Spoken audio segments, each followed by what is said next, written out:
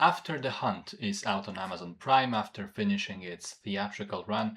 Latest film from Luca Guadagnino, starring Julia Roberts, Ayo Edebiri, Andrew Garfield, Michael Stuhlbarg, and Chloe Sevigny. Story follows Alma, played by Julia Roberts, a philosophy professor on Yale.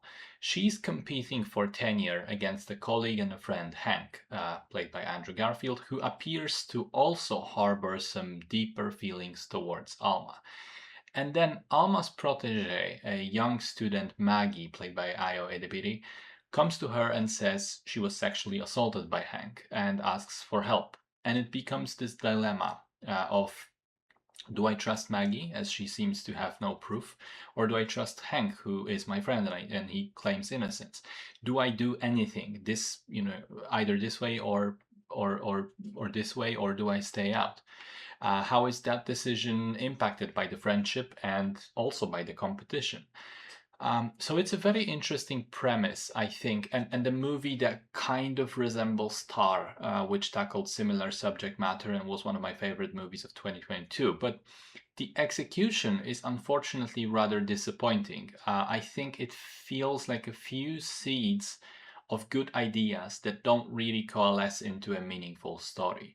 It's like the movie suggests concepts and dilemmas and points of view, and then doesn't really go hard into exploring them. Instead, it seems to be more interested in just showing us a group of terrible people who all of them act in smaller or bigger ways immorally, whilst at the same time being students or professors of ethics and morality and philosophy. It's an exercise in hypocrisy where everyone is sanctimonious and pseudo intellectual and condescending while being selfish and narcissistic at the same time.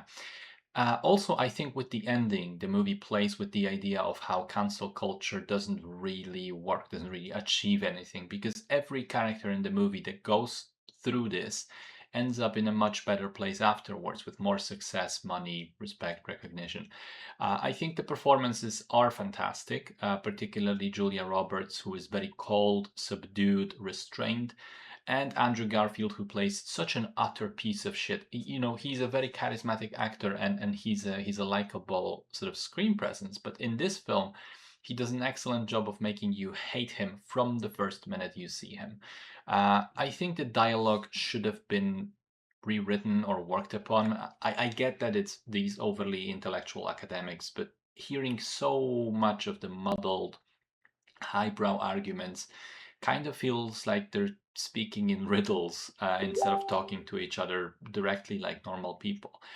Music is very strange. I think Trent Reznor and Atticus Ross tried to do a similarly deranged job as with Challengers, but more fitting for the vibe of this film, which is sort of consistently cold and sterile. But I'm not sure the score works quite as well as in Challengers in this film. Some parts of it I liked, some of them I didn't.